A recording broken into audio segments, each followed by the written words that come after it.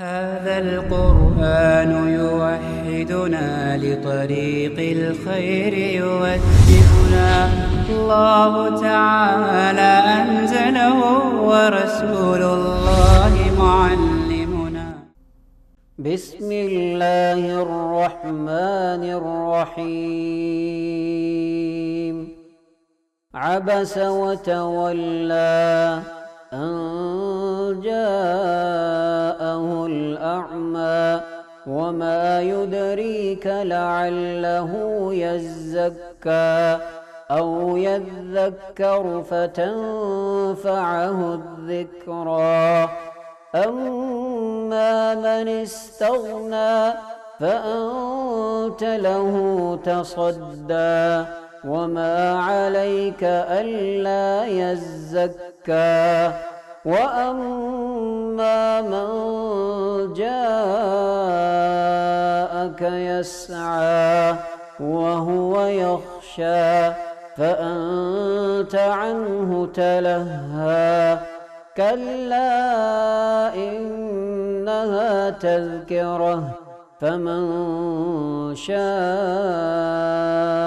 ذكره في صحف مكرمة مرفوعة مطهرة بأيدي سفرة كرام بررة. قتل الإنسان ما أكفره من أي شيء خلقه من نطفة خلقه فقدره ثم السبيل يسره ثم أماته فأقبره ثم إذا شاء أنشره. كلا لما يقض ما أمره. فلينظر الإنسان إلى طعامه أنا صببنا الماء صبا ثم شققنا الأرض شقا فأنبتنا فيها حبا وعنبا وقضبا وزيتونا ونخلا وحدائق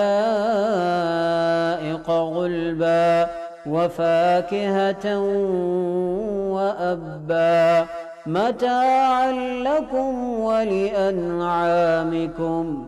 فإذا جاءت الصاخة يوم يفر المرء من أخيه وأمه وأبيه وصاحبته وبنيه لكل امرئ منهم يومئذ شأن يغنيه. وجوه يومئذ مسفرة ضاحكة مستبشرة ووجوه يومئذ عليها غبرة ترهقها قترة. أولئك هم الكفرة الفجرة.